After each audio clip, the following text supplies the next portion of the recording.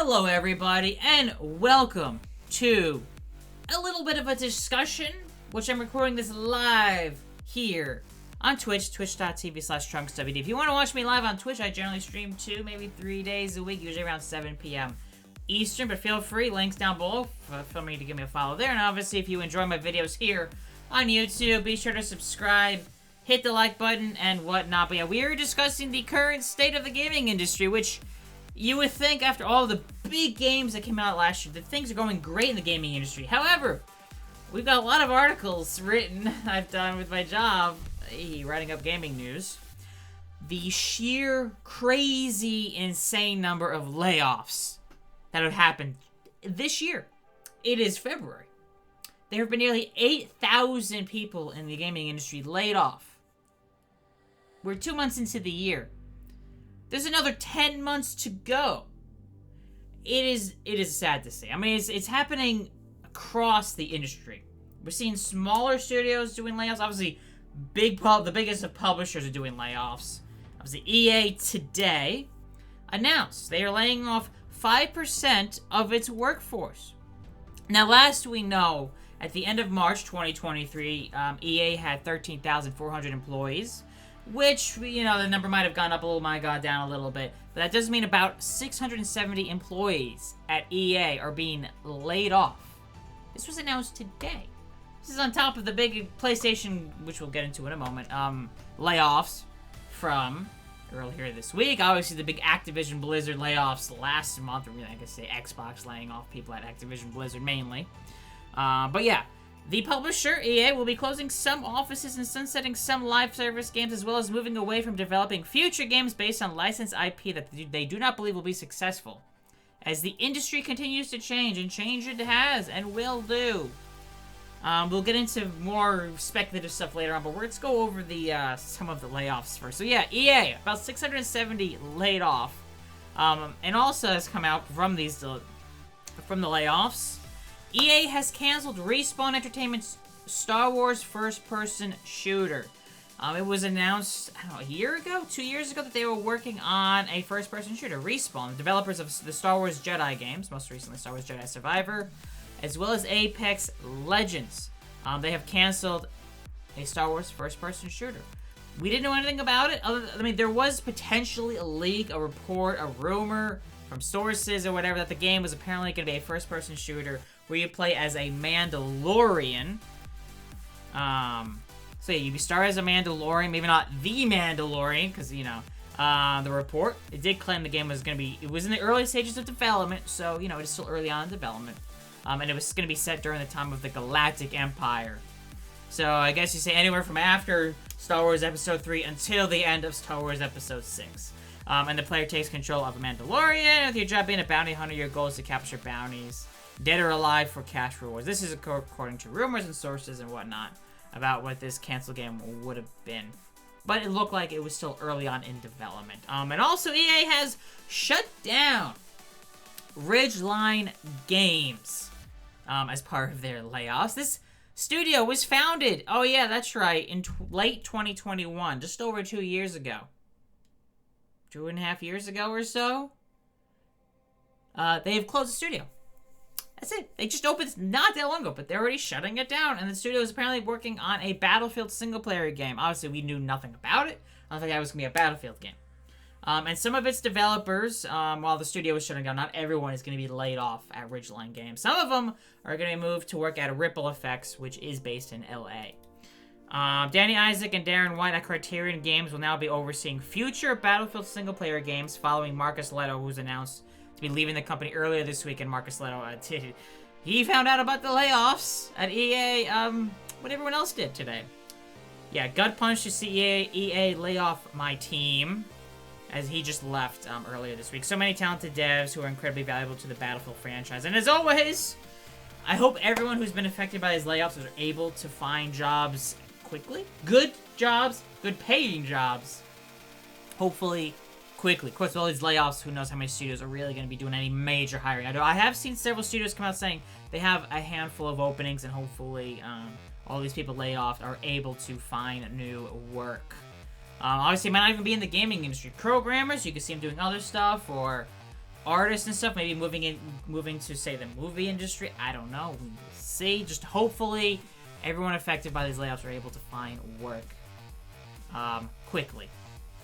So yeah. Moving on. So yeah, earlier this week, Sony Interactive Entertainment, PlayStation, announced that they are laying off 8% of its staff, which comes out to about 900 employees. Studios in the US and Europe have been impacted by the layoffs. People in Japan seem to be okay and safe. Not that PlayStation actually has many studios anymore in Japan. It's mainly in the US and Europe at this point. So yeah, and also London studio is being shut down entirely. They were developing an online cooperative combat game for the PS5. And in the US, Insomniac Games, Naughty Dog, and the technology, creative, and support teams at PlayStation have also been hit with layoffs. So yeah, Insomniac Games, which just released Marvel's Spider-Man 2, has been hit with layoffs. And obviously Ratchet & Clank, Spider-Man, Miles Morales, Spider-Man 2018, whatever year that's the last Spider-Man game came out for the PS4. And Naughty Dog, probably most well known for developing recently Last of Us Part 1 and Part 2, as well as the Uncharted series. Have been all hit with layoffs. But Naughty Dog did recently cancel their online Last of Us game. That was recently canceled. So potentially the layoffs are affecting that part of Naughty Dog. But we don't know exactly for sure the breakdown of how many have been laid off at all of the studios. We just know it's around 900 have been laid off at PlayStation. Or will be laid off in the coming weeks and months. And in Europe, Guerrilla Games and Fire Sprite have been hit with reductions as well. And there are also some smaller layoffs at other teams at PlayStation Studios. So yeah, Insomniac Games, Naughty Dog, Guerrilla Games, and Fire Sprite are the 5 teams that have been hit the biggest. 4 teams. 4 teams that made the biggest, excuse me. As well as London Studio being completely shut down. But they were one of the smaller teams at PlayStation. Guerrilla Games, I believe, is the developer of the If you want to correct me, Emerald, or anyone who's watching this stream, feel free to correct. I'm fairly certain Guerrilla Games are the developers of the Horizon Zero Dawn and Horizon Forbidden West. Most recently is what they have developed, which Horizon Forbidden West is about to come to PC, I think sometime in March. Next month, or this month, or it already happened, depending on when you're watching this video. I don't know. And Fire Sprite was working on some VR games, I believe, for PlayStation VR 2, or at least their most recent release was a VR game for PSVR 2, which I don't think I actually have it opened. Yeah, actually, I didn't open up in an article, but Sony is looking into making PlayStation VR 2 available and be able to work on your PC to expand its audience. So maybe more people are willing to buy the PSVR 2 so you can use it on your PS5, and maybe you can play all the VR games on the PC with the PSVR 2, which would be kind of cool to see. Because the PSVR 2, I think, it costs as much as the PS5 at this point, maybe more. But yeah, so yeah, a statement from Jim Ryan, Sony Interactive Entertainment President and CEO, who actually, if you're not aware of, I believe he is stepping down in either March or April as the head of PlayStation.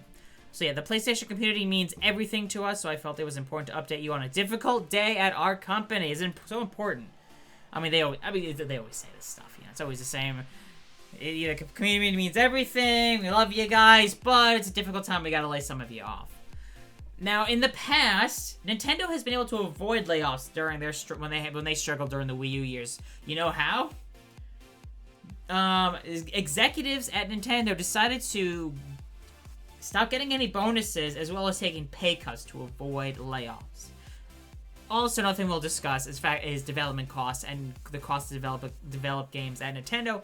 Probably far less, a third or a quarter of what is for major AAA games are. But we will get into that in a bit. So yeah, Jim Ryan continues. We have made the extreme hard decision to announce our plan to commence a reduction of our overall headcount globally by about 8% or about 900 people.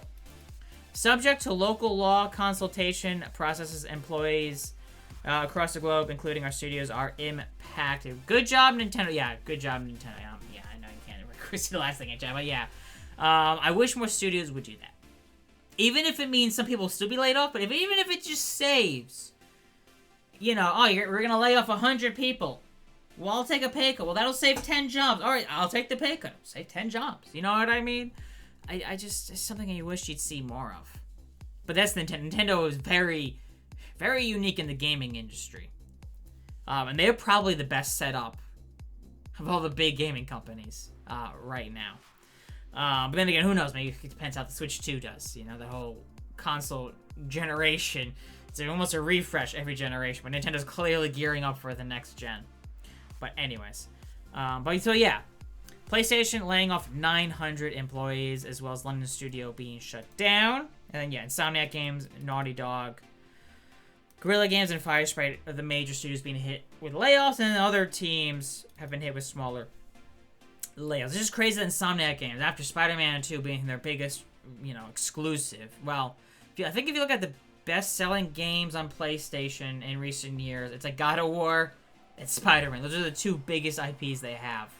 First-party exclusive IP. I know technically Disney, you could say, owns Spider-Man, but, the whole rights thing with it, it's kind of confusing and whatnot, but, yeah.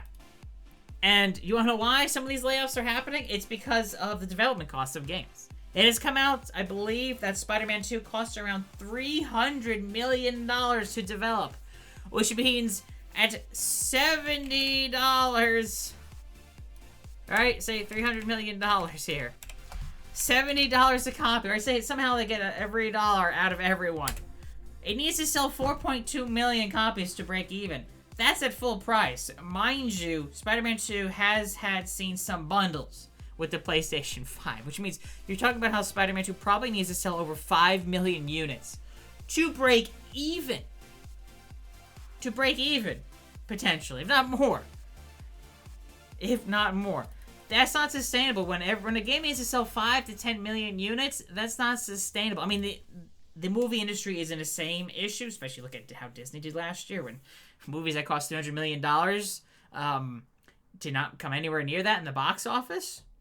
And if you know anything about box office, usually for a movie to actually break even in theaters, it's like 2.5 times its budget to break even for how much it earns in the theaters. Because you think the theaters take a cut and any other deals in place, and then obviously being in other countries, and just like, it's just, yeah. So, 5 to 10 million units to sell a game to break even, it's not always the best. And that's obviously at full price, and then, if games are bundled, and then games get sold on sale and whatnot. Which is why Sony is releasing more and more of the games on PC. And most recently, they published it, they didn't develop it, it's not a first-party studio, but Helldivers 2, which is doing really well on Steam, is their first PlayStation published game to release day and date on the PlayStation, as well as PC. Are they looking at this and maybe we'll see some more PlayStation games launching day one on PC? Potentially. Now, what games will we see day one on PC? I would assume multiplayer, live service games will see more likely to see day one. Single player games like Spider-Man, God of War, Horizon, and whatnot, probably we won't see, at least not for a bunch of years, day and date on PC. Right now, they've said 2+ years before a PlayStation game, single player game at least, comes to PC. I can potentially see that 2 years shrinking to a year, and then maybe to like 6 months, and maybe down the road to day and date, but hard to say because that could mean some people who want to buy a PlayStation, why buy a PlayStation? I just play it on the PC. Kind of like, Steam is the one place where you can play all your Xbox games day and date, as well as PlayStation games. Obviously, Nintendo does their own thing, and all their games are only on Nintendo platforms, other than, I say Pokemon Go, Mario Kart Tour, and Mario Run, or whatever. But those are a few games on mobile. And obviously, we'll be getting into Microsoft discussion in a second. So we'll discuss some of their changes that they've done quite recently. So yeah, moving on with PlayStation layoffs. There was another report from Jason Schreier at Bloomberg, who's one of the more reliable people who's able to get information. That Sony has canceled a live service Twisted Metal game that was in development at UK-based first-party studio Firespray. So that's one thing they were likely working on. So yeah, there was a live service Twisted Metal game in development. Now, I know some people are like, oh, not into live service games, yada yada, but Twisted Metal is like the one big IP from PlayStation that makes sense to have an online live service multiplayer focus, you know, and having a battle pass or whatever. You know, like, Twisted Metal makes sense. A battle pass, you can unlock new skins or something for your vehicles or whatever and whatnot. It makes sense to do with Twisted Metal, but then, nope, it has been canceled. However, one of the sources Jason Schreier did talk to, the game was still in early development. It's not like the game was in development for years and years, was in main production. It was still early on in development, and the game technically had yet to be officially greenlit. So it was just basically working the game out and seeing if Sony would officially greenlight the game, and get it into more heavy production. So, yeah. And today, Insomniac Games has released a statement on Twitter. Yes, Twitter. I'm still calling it Twitter. I don't care. It's still Twitter to me. But that's a topic for another day. I'm not going to get into that.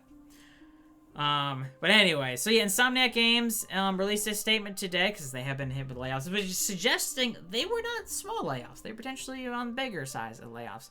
Like several other teams across SIE, Sony Interactive Entertainment, and PlayStation Studios, Insomniac Games was impacted by yesterday's layoffs. There are no sufficient words to express our feelings about it. This is a solemn and unprecedented moment for our studios. The first time Insomniac Games, I guess, has ever been hit with layoffs. And, they continued. We are focusing our energy on helping everyone affected through this challenging time. For those who are hiring, they're literally calling out any other students who are hiring. There are great people seeking new roles who made important contributions to Insomniac's history. We are extremely grateful for them, and they will be missed. So they're trying to get people who've been laid off hired at other gaming studios, which I know, again, I've mentioned. I've seen several studios come out and say, hey, we are hiring. Here you go. Here's the link and whatnot. Hopefully, again, everyone who's been affected by layoffs is able to find jobs relatively quickly. Insomniac Games, if you don't know, was founded in 1994, and they were acquired by PlayStation Studios in 2019. Although they have worked closely with PlayStation for many years, doing Spyro the Dragon series, Ratchet & Clank series. Obviously, most recently, the Spider-Man games, which are definitely their biggest successes. They also did Sunset Overdrive for Xbox, which the rights to Sunset Overdrive is, like, very confusing. It's like Microsoft owns the rights, I think, but Insomniac Games owns some of the rights. It's like, who exactly owns what rights? I don't know. It's kind of like Diddy Kong Racing, I guess, with Rare. Or the most confusing one, I guess, probably would have been GoldenEye. Which was like, Nintendo owns some of the rights to GoldenEye, Microsoft owns also some of the rights to the GoldenEye game, and then whoever owns the rights to the James Bond franchise also owns some of the rights. So all three companies had to come together. We did finally see GoldenEye re-released recently. But yeah, Insomniac Games releasing a statement, which is, it's crazy, because you think Spider-Man 2 is one of the best games released last year. It's just crazy. And one of the best-selling games last year. I mean, it was bundled with the PS5 a bit. But we don't know the exact breakdown of how many consoles sold of it. Or how many copies sold of Spider-Man 2 were bundled. But, you know. Yeah, it's just tough to see all these layoffs. And we're not done! As you can see by the amount of tabs I got open. Let's move on to the other big layoffs that have happened. Last month, Microsoft laying off 1,900 people at Xbox, Bethesda, and Activision Blizzard, which, since this has been written, the vast majority of these 1,900 layoffs were at Activision Blizzard. The vast majority of them laid off were at Activision Blizzard. So yeah, 1,900 laid off is about 8% of Microsoft Gaming Division. That has around 22,000 employees. So 8% of Microsoft's Gaming Division. It's just 1,900 is crazy layoffs. Crossing my fingers, but someone's telling me Ubisoft is gonna be seeing layoffs soon as well, considering they have, I think, as many employees as all of Xbox now, maybe more. I forget the exact number of Ubisoft. It's crazy how many people work at Ubisoft. I wouldn't be surprised if we say layoffs with them soon. But they do have some big games coming out later this year. Star Wars Outlaws, as well as Assassin's Creed Red, or Codename Red, which we don't have the actual title, but yeah. But yeah, single layoffs at any one time. Yes, you were right, Emerald. Yeah, I know, I'm covering up a little bit, but yes, this is the biggest layoff. Yes, at any one time by one company. Yes, this is the biggest. The 1900, which we discovered is that mainly Activision Blizzard, which we'll have another article we'll go into after that. It took me a while to get all the articles. I'm sure I've missed something, but anyways.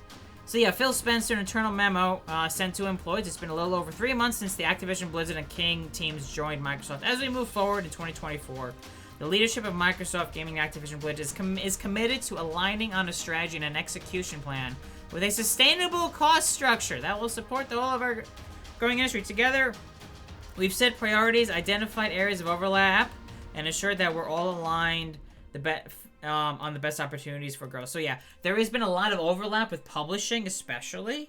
With Xbox has its own publishing, Bethesda or ZeniMax has their own publishing as well, and Activision Blizzard had their own publishing. So I think there's been a lot of layoffs at publishing, which have been probably fewer publishing and whatnot. They're being, brought onto one fold as these companies are all becoming, one company.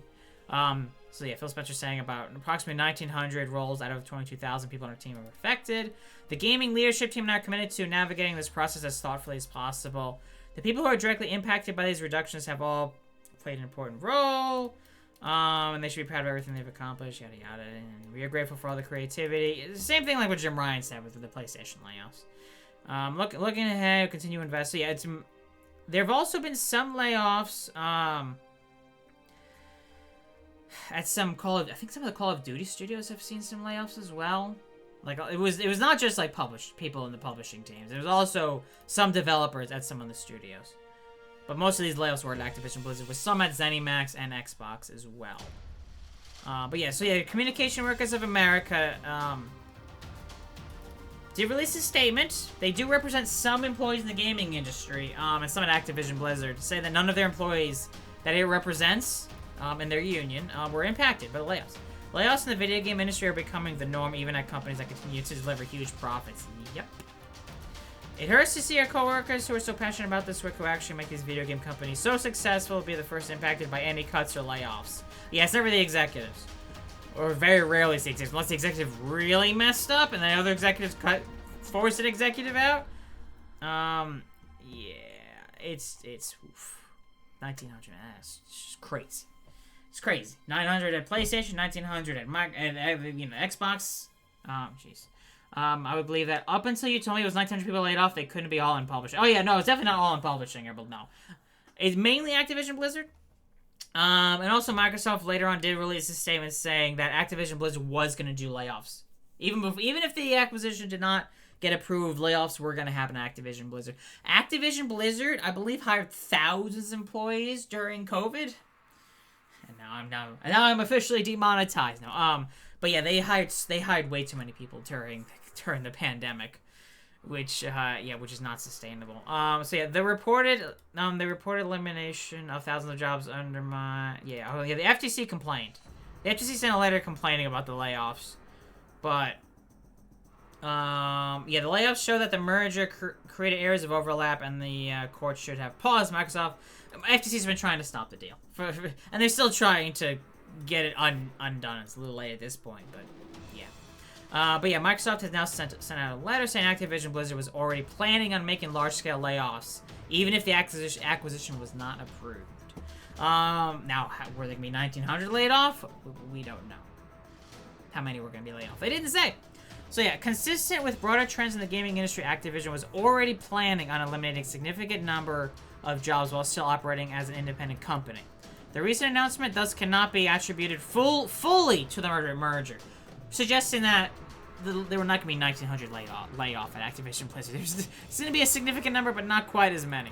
Microsoft spokesperson added, in continuing its position to the deal, the FTC ignores the reality that the deal itself has substantially changed since the FTC lost in court last July. Microsoft was required by the U.S. Competition Authority to restructure the acquisition globally, and therefore did not acquire the cloud streaming rights to Activision Blizzard games in the US. Additionally, Sony and Microsoft signed a binding agreement to keep Call of Duty on PlayStation on even better terms than Sony had before, as well as Microsoft signing a deal with Nintendo to bring Call of Duty to Nintendo consoles, which we don't know for sure. Something's telling me Call of Duty is not going to exactly run on the Switch 1. So my guess is that 10-year deal with Nintendo is going to start with the Switch 2. Or whatever the next Nintendo console is going to be called. Switch 2, Super Switch, who knows? The Switch 2, I just hope they call it the Switch 2. That's likely what we're going to see, and then the 10 years will start with there, is my guess. But the rumors saying that the Switch 2, power-wise, will be between the PS4 and PS4 Pro. And considering Call of Duty still comes out on the PS4 and Xbox One, it will probably be the Switch 2. I can't see Call of Duty games running very well on the current Switch hardware, which, if you don't know, the Switch hardware is a little bit more powerful than the 360 and the PS3, which came out in 2005 and 2006, respectively. So yeah. A lot laid off at mainly Activision Blizzard, but also Xbox and a little bit at Bethesda as well. 1900. Oh yeah, we're not done. We're not done. 530 people have been laid off at Riot Games, best known for League of Legends and Valorant, or 11% of its total workforce. I'm seeing a trend in percentage-wise of like 8 to 10, 11, 12% being laid off. This is what this seems like. Or 5% at EA. The Switch is trying its best, but I feel like they're gonna wait. For those that don't know, the Switch 2 is looking likely it's coming out early next year, which is 8 years after the launch of the Switch 1. So probably March 2025. And Nintendo did announce a new, or Pokemon Company, I should say specifically, did announce a new Pokemon game coming out next year, which is making me think maybe it'll be a launch title for the Switch 2, and probably still run on the Switch 1, mind you, but, you know, a cross-gen launch title, potentially, or the holidays, I don't know, something like that. Pokemon Legends ZA, or however you pronounce it, I don't know. Z-A, so. Anyways, so yeah, Riot Games. Minutes ago, we shared with Rioters that we are refocusing on fewer high-impact projects, yada yada, they're focusing on fewer things. So yeah, Riot Games laying off 530 employees. This means we're limiting about 530 roles globally, which represents around 11% of Rioters, with the biggest impact teams outside of core development. So core developers are not really affected. They're probably a little bit, but the main teams affected are the ones outside of core development. We recognize that many of you don't just care about the games you play, but also about the people who make them. These are not just organizational changes. They affect individuals and families. We do our best to approach these decisions with respect and sensitivity, but you still all do. All these companies are still doing these layoffs. This is why we got to discuss the state of the industry here, because the amount of layoffs is crazy. All right, these next bunch are going to be more quick discussions here. But Disco Elysium developers laid off around 25% of its staff and has canceled a new game. According to a source, the sources say around 24 employees, which is about a quarter of its total workforce, will be laid off. The canceled project was going to be a standalone expansion for Disco Elysium. Yeah, another smaller studio with layoffs announced also today. Life is Strange True Colors developer Deck9 Games has laid off 20% of its staff. Deck9 Games announced it has made the decision to lay off 20% of its staff. Like many others in the games industry right now, Deck9 has been affected by the game industry worsening market conditions. Today, we made this difficult decision to lay off 20% of our staff. The studio best known for developing The Expanse, the Telltale series Life is Strange True Colors, and Life is Strange Before the Storm. Sometimes I'm at a loss for words. Every time I say, like, can we go one day without layoffs, it feels like. Supermassive Games has laid off roughly 90 employees. Supermassive Games, a British-based developer best known for developing Until Dawn, The Quarry, and the Dark Pictures anthology, is set to lay off around 90 employees. According to a report from Bloomberg, one of the more reliable sources out there, companies, and also, yeah, that's right, they have actually confirmed that they are doing layoffs, but Bloomberg reported that about 90 people are being laid off. Companies in the UK, yeah, so they're required by law to give notice before mass layoffs, and that's how we know the exact number, or roughly the same number. Supermassive Games, an official statement, has confirmed the studio is under a reorganization that will result in the loss of some of our colleagues. So yeah, Supermassive Games also hit with layoffs. Gearbox owns so Gearbox, which is technically part of Embracer, but owns Embracer's a whole damn thing in and of itself. It's crazy. Embracer had like over 100 studios, and they've shut down dozens of them, canceled dozens of games. And Anyway, so yeah, Gearbox, owned by Embracer, but Gearbox owns Lost Boys, has been hit with layoffs. The amount let go isn't actually known. One employee says it is a sizable portion has been laid off. Seems a sizable portion of Lost Boys Interactive was laid off today, including myself, said a former employee. Still trying to understand the scope of it all, but sadly, this is a song and dance we're all familiar with. Yep. And Lost Boys Interactive was founded in 2017 and supported they were supported still on developing Tiny Tina's Wonderlands, Diablo 4, and The Quiet Man. And Gearbox themselves was acquired by Embracer in February 2021 in a deal worth up to $1.3 billion. And then Gearbox themselves acquired Lost Boys in April 2022. The studio had over 220 employees when it was acquired, and had grown to over 400 employees before these layoffs. So yeah, a lot of these studios I think were just hiring too many too quickly. Thunderful Group has laid off 20% of its workforce. Thunderful Group announced plans for a restructuring program that will lead to approximately 20% of its workforce being laid off. As they're trying to reduce costs. Sega of America to lay off 61 employees, very specific number, on March 8th, they have announced. According to a California Ward notice posted by Sega that, again, was spotted by a user on Reset Era. Sega of America has about 440 employees, which means these 61 employees is about 13% of companies going to be laid off in March 8th. In a week. Just over a week. Yeah, we're still going. This one is a report, not 100% official. Raycon Games lays off 80% of employees. The developer of Ruiner. Why 61? I don't know. Maybe they were going through... don't ask me why 61. Maybe it's a specific team or something was laid off. I don't know for sure. We don't have details on Sega's one, Emerald, at all. So yeah, the report from Kotaku about Raycon, I don't know how to pronounce it, based in Poland. The report says the studio has laid off about 60 to 70 employees on January 23rd. It's about 80% of its employees. Multiple employees have posted on social media and LinkedIn about the layoffs, so it's definitely confirmed they are layoffs, but we're not 100% sure that is 80%. But if 80%, I mean, the studio might as well shut down at that point. This is crazy. It's just nuts. Oh yeah, and Twitch, while obviously they don't develop games, they are, as I'm streaming now on Twitch, Twitch laid off over 500 employees in January. It's about 35% of its staff. A third of Twitch has been laid off last month. Beginning of the year. Today, I have some incredibly difficult news to share, said CEO Dan Clancy. Not Tom Clancy, Dan Clancy. As we all know, we have worked hard over the last year to run our business as sustainably as possible. Mind you, Twitch is owned by Amazon. And Amazon's like, yeah, Twitch isn't making enough money. I'm guessing. I don't know.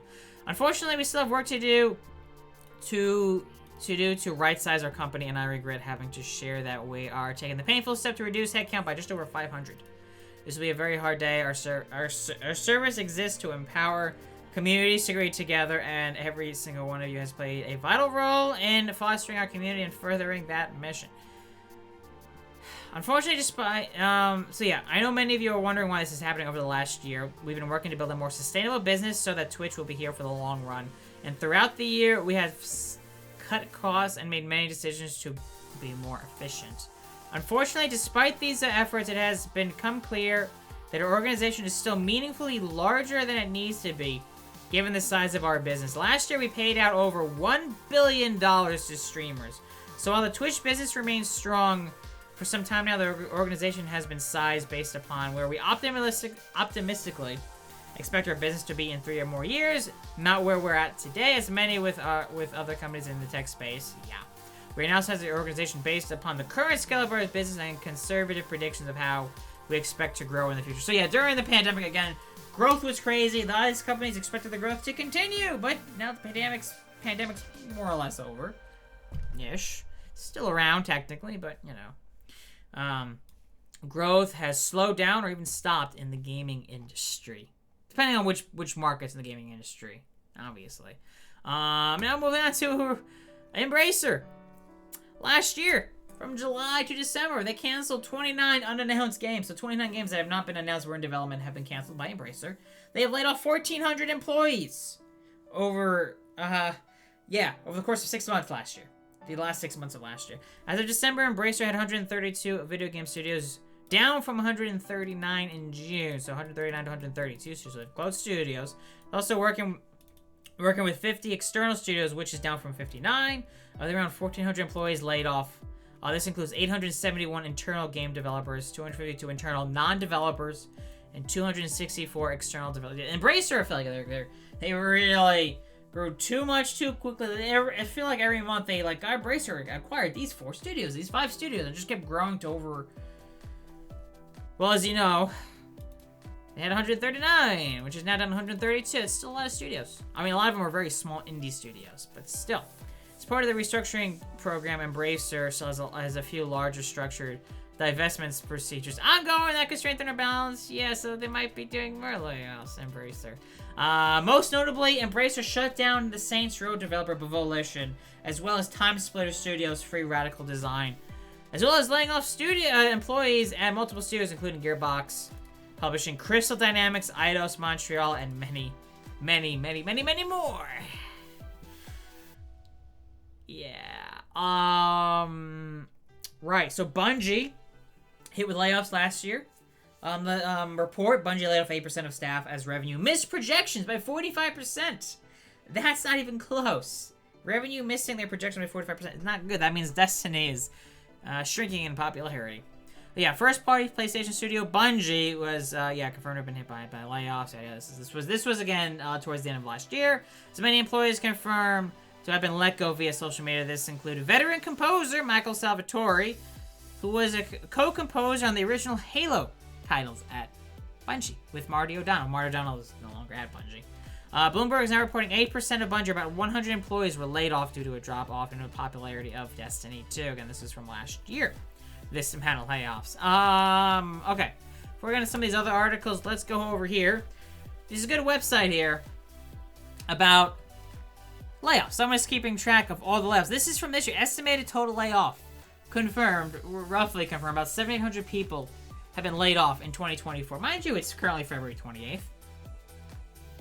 It's 2 months into the year. I mean, at this pace, we're gonna hit. I mean, if somehow it's the same, we're gonna see 46,000. I hope not, but at this pace, we're gonna see 45 to 50,000 people laid off in the gaming industry. I mean, very likely, but I mean, I hope it's unlikely. I hope it slows down. It's like these people are doing these layoffs just to start off the year, just get it over with before the next earnings report, for the current quarter, which ends at the end of March. And actually, a lot of studios, I know Sony's fiscal year ends on March 31st. Not December 31st, but March 31st for their fiscal year. As well as a bunch of other studios. I think Microsoft is end of June. June 30th is for the end of their fiscal year. Why? I don't know. It's the way the companies do their fiscal years. It's probably, I guess, the quarter they were founded, maybe. It's the way their fiscal years line up. So, yeah. ZAUM 24. This is going. This will be, on March 6th, 24 laid off. EA, about 670 laid off. Tech 9 Games, 25. PlayStation, 900. Again, we got indie studios here. 10 here. Supermassive Games, 90. EA, apparently from last week. And then, question, we don't know. A small amount have been cutting small number of staff have been laid off at mobile developers. Gameloft, 38. Disruptive Games, we don't know. Build a Rocket, we don't know. We don't know. We don't know. Not 15. We don't know. 11. Roughly 10. 44. Hidden Path Entertainment. 15 at 91 Act. A bunch of these other studios, we don't know how many have been laid off. Just a number. 20 at Chimera Entertainment. Threx, indie developer. 25. Airship, 12, 15.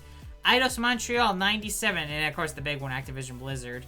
Specifically listed as Activision Blizzard 1900, but there were some of that does include a bit at Xbox and Bethesda. Black Forest Games, around 40. People Can Fly, 30. Riot Games, 530. 26 at Little Red Dog Games. Metaverse World. Netmarble, around 70. One of the studios at NCSoft, 70. CI Games, 30. Behavior Interactive, 45. This is January and February. It's just this year. 20 at Wemo Games, 25 at NetSpeak Games, around 75 at Thunderful. Nesting, 68. PTW, 45. Lost Boys Interactive, 125. Playtika, 350. Twitch, 500. Oh, yeah. The second biggest, nearly the biggest, 500 shy of tying for the biggest, 1,800 have been laid off at Unity. Holy crap. So, yeah, about 7,800 people have been laid off, estimated, in 2024 in 2 months. Last year, in all of 2023, I mean, it's still way too many. Any number's too many. In my eyes, one laid off is too many, but, you know. All of 2023, 10,500 people were laid off. So, yeah. And then in 2022, 8,500 were laid off. So we're getting really close to 2022's totals in 2024 in 2 months. Although in 2022, you can see the breakdown. 51% was hit mobile, 35% with publishers, 11% online, less with console. And then versus, it's a little bit different. In 2023, with console being actually the biggest chunk of online, 27%, publishing 19%, console 17%, mobile down to 14%, etc. And obviously, there's no total yet for 2024. Yeah, the issue is the amount of have been laid off already. It is so soon. It is crazy. Not in a good way. All right, let's get a few more things to discuss. And again, if you want to check out some of these articles, I'll have linked below. I won't have them all because there's way too many articles. At least the major ones I will get linked down below in the description, as well as this one here. If you want to keep an eye up, keep an eye on all the latest layoffs here, as well as on VG charts, which I'll be reporting on most of them. Mind you, there's so many layoffs, I can't even keep track of them all. This website's a very good source, though. Anyways. So, yeah. So, speaking of the state of the gaming industry, Nintendo share prices have fallen. Following reports that the Switch 2 has been delayed to 2025, there were plenty of reports that saying that it was going to come out holiday 2024. And now there are reports that Nintendo has decided to push back. I mean, we don't know why. These are reports, these are from sources and whatnot. You know, take things with a grain of salt. But yeah, there were reports last week from multiple sources on many different websites, claiming Nintendo is now aiming to release a successor to the Nintendo Switch in Q1 2025. The sources say third-party developers were recently informed of an internal delay from late. My bad, that should be 2024. From late 2024, to early next year. The reports of the Switch 2 being pushed back to early 2025 has led to Nintendo shares dropping 8.8%, according to Bloomberg. The report also claims Nintendo has told partners not to expect the Switch successor until March 2025 at the earliest, which would be 8 years after the Switch one, which, I mean, it could mean the Switch could become the best-selling video game console or platform of all time. As long as you ignore, like, the PC, which, you know, it's not specifically for gaming PCs. I wouldn't count that. Or, like, you know, phones. But, you know, specific platforms designed for gaming, it has a chance to outsell the PS2 at this point. As the Switch is shipped, Nintendo has shipped 139.36 million Switches as of the end of December 2023. Likely to see, I mean, unless sales drop off like a rock this year, we're gonna get that number up to probably 150 to 152 million at the end of 2024. With the PS2 being the best-selling video game console of all time, which annoyingly Sony didn't. We actually don't have the final total number of PS2. Wrong one. Hold on. Here we go. So yeah. Sony was like, oh, PS2 is at 155 million plus as of March 2012 or something, but the PS2 wasn't discontinued until like 2013. Those dates might be a little bit off, but the date they have for the figures versus when it was discontinued are different, so they're going to keep shipping numbers. So having done some math, there's a bit of a range for the PS2, which is around 158.7 million at the bottom of that range, which is why we have it there, to the top range of a little over 160 million. Now, however, if the PS2 topped 160 million lifetime, I would have thought Sony would have announced 160 million. So my guess is, I'm hoping the Switch, if it becomes the best-selling video game console of all time, that it tops 160 million.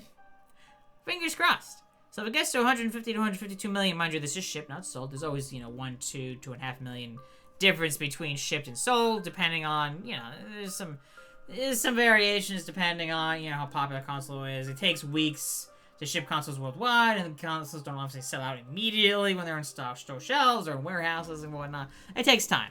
It takes a month or two to ship consoles and to sell them. Or a few months, depending on how popular a console is selling, of course. Whoops, daisy. Obviously, the second best video game platform of all time is the DS at 154 million. So yeah, who knows? Switch might be new. So yeah, Nintendo is generally doing fine despite their share dropping, because of the reports of the Switch 2 potentially being delayed. But if the Switch gets to 150 to 152 million shipped, we're talking 8 to 10 million left lifetime once after this year. And if the Switch 2 launches in, say March 2025, we'll have at least a couple months to sell another million plus before the Switch 2 launches. So you're talking about 7 to 9 million left, and it depends how long Nintendo wants to support the original Switch. Or do they completely cut off the Switch pretty quickly after the Switch 2 launches? Or are they going to support it for a bit after the Switch 2 launches? There's a lot of question marks. I think it has a good chance right now.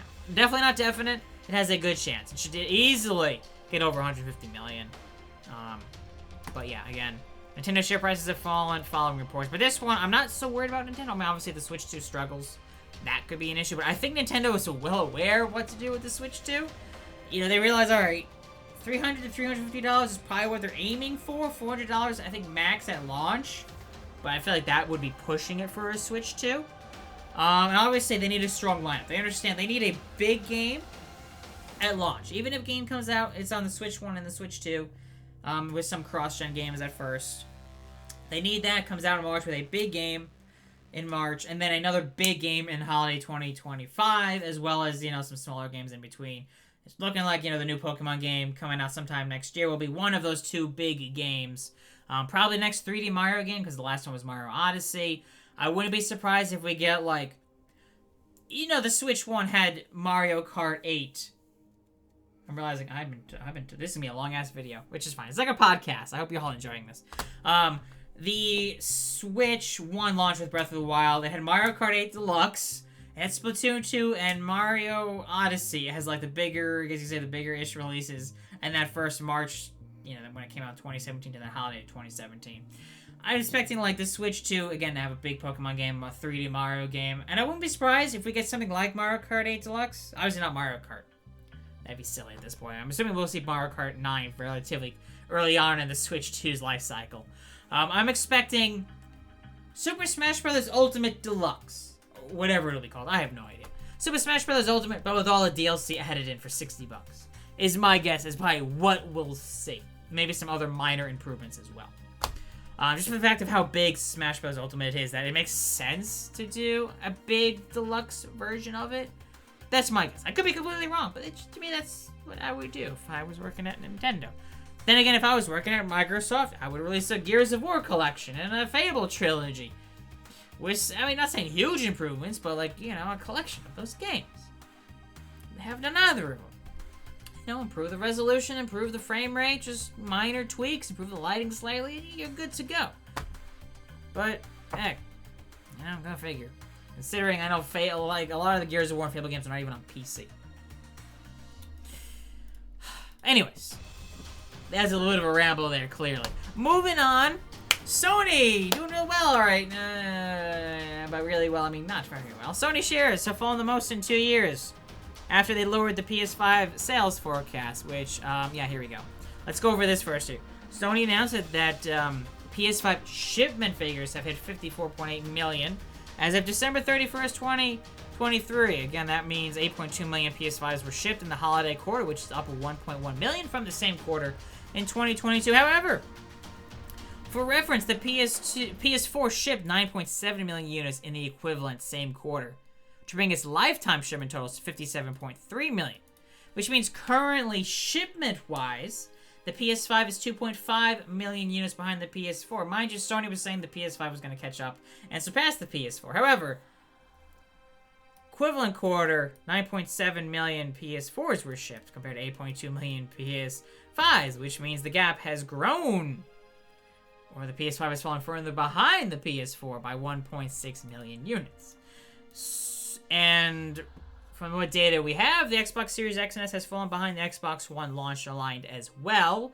Xbox One was sold around 58 million units lifetime. It's looking like the Xbox Series X and S might fall short of that. We may be selling around 50, maybe 55 million lifetime, depending on when the next Xbox launches.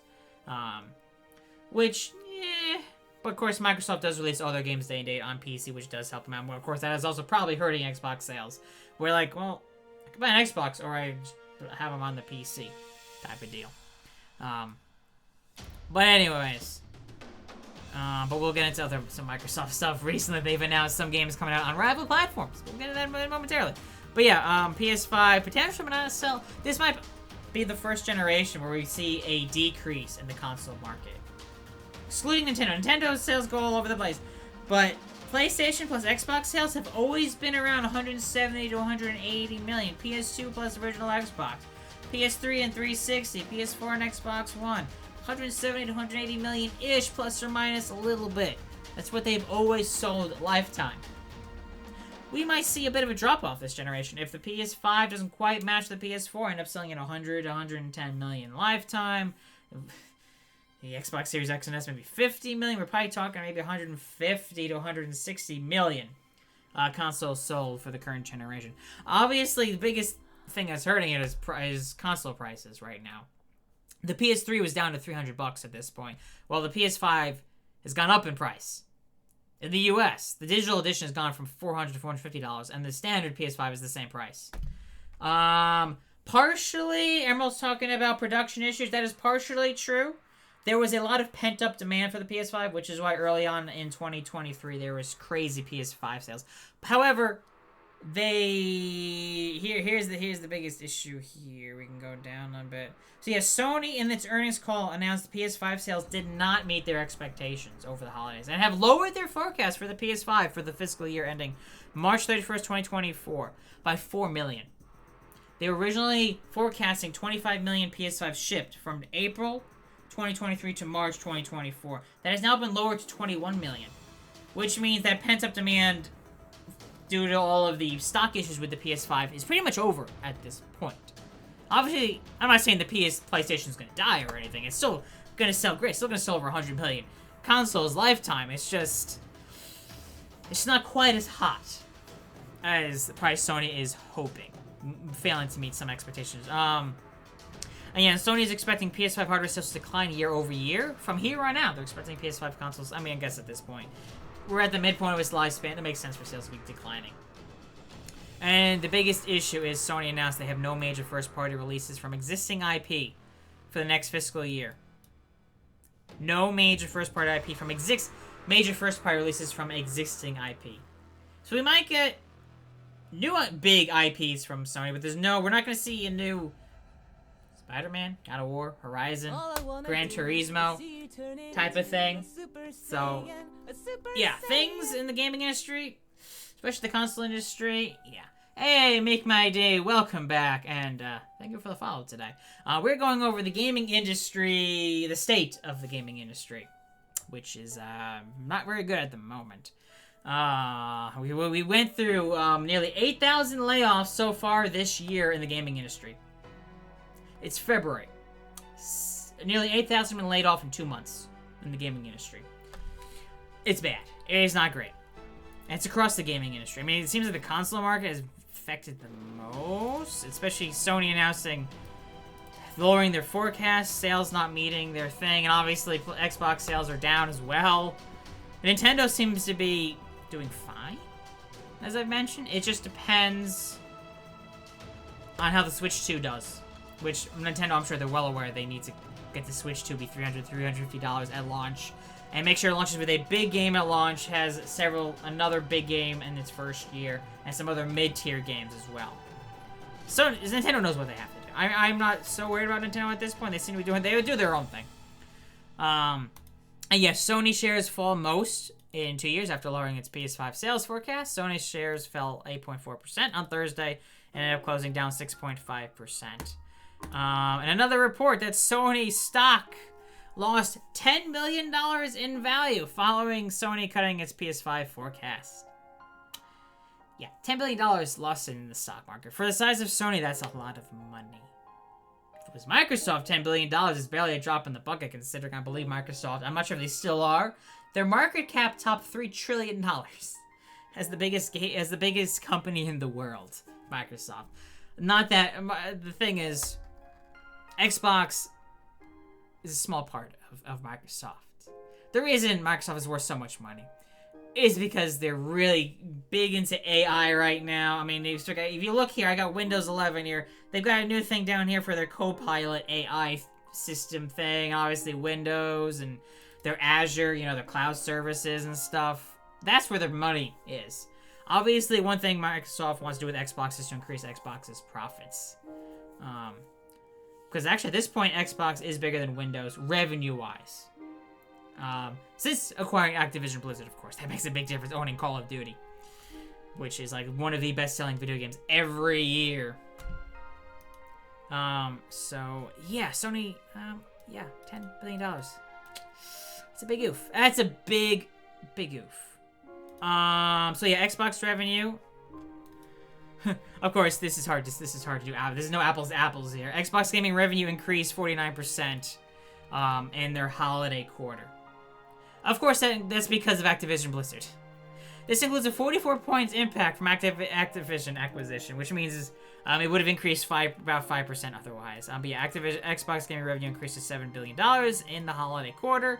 Xbox content and services revenue increased 61%, including 55 points of net impact from Activision. And Xbox hardware revenue, this is the biggest oof. They were expecting more of a growth here. Xbox hardware revenue grew 3%. It does not mean Xbox console sales grew 3%. It's specifically revenue. Series X was in much better stock, which you would say increases the average selling price of an Xbox console. Although the Series X was discounted to $400 last holiday, and the Series S was dropped to $150 at Costco. Otherwise, in most retailers, you saw it down to $200, $250 for the Series S. So yeah, the growth in Xbox due to the Activision Blizzard acquisition was enough for it to surpass Windows as Microsoft's third biggest division in terms of revenue generated. So yeah, I mean, yeah, Xbox hit all-time records for monthly active users, yada yada. But obviously, they laid off 1,900 employees. So how well are things actually doing? They clearly want to improve profit margins at Xbox is the main thing. And I wouldn't be surprised if we start seeing increases of prices of things for the people who are in the who play games. Obviously, recently this generation, we've seen games go from $60 to $70 at launch. Not all games, but more and more games we're seeing at $70 price point. And Microsoft, as we know, releases all their games day and date on Xbox, PC, I guess cloud gaming if you have Xbox Game Pass Ultimate, if you really want to do cloud gaming on your phone. As well as Xbox Game Pass, of course. But yeah, I wouldn't be surprised if we start seeing Xbox Game Pass price increase again. It did go up for the first time last year, from what, $10 a month to $11 a month for the standard Xbox Game Pass and Xbox Game Pass Ultimate. Increasing from $15 to $17 a month, which Game Pass Ultimate includes Game Pass for Xbox, Game Pass for PC, EA Play, as well as online gaming on Xbox. That has all gone up in price. And PC Game Pass actually did not go up in price, so it's still $10 a month. I wouldn't be surprised if we see another increase this year or next year. I don't think we're going to see a huge jump at once. I'm expecting, like, an increase every year. You know, another dollar every year type of thing to help all sides, especially with Call of Duty likely coming to Game Pass this year. So yeah, also another big thing with the industry, I'm expecting to see less and less exclusives.